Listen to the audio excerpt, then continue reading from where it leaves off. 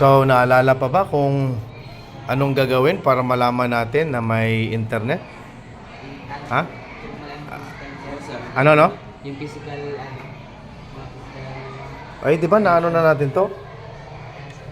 Huwag guess ha, na pag-aralan na natin to nakaraan.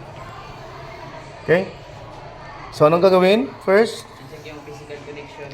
okay, check the physical connection. Good. So, okay, ito. So, sa tingin naman ay okay, di ba? So, pag okay at wala pa rin, Sa ano, sir? sa ano?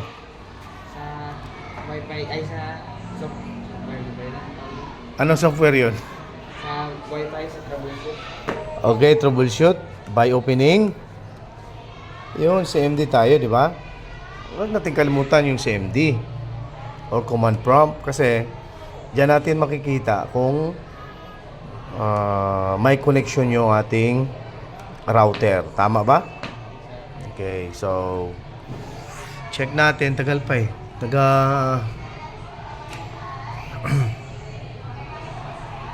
Okay. Pagpasensyahan at ayun na, nagdami na. Okay, so ano i-type natin? Ano, IP config. Okay, very good. IP config, no?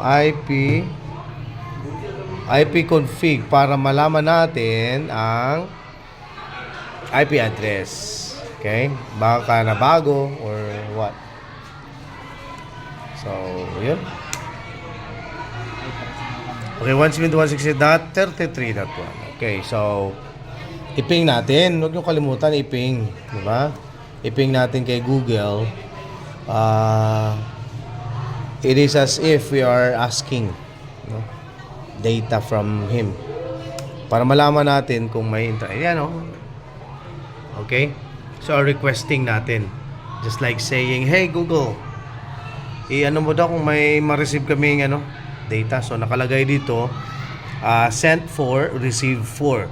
So, 0% loss. So, ibig sabihin, may connection ang ating router. So, ibig sabihin, pero sa principal's office ay wala. So, ibig sabihin, from that router to principal's office ay iti-check natin. Okay? So, yun. So, yun na. At least alam na natin. Tama? Okay.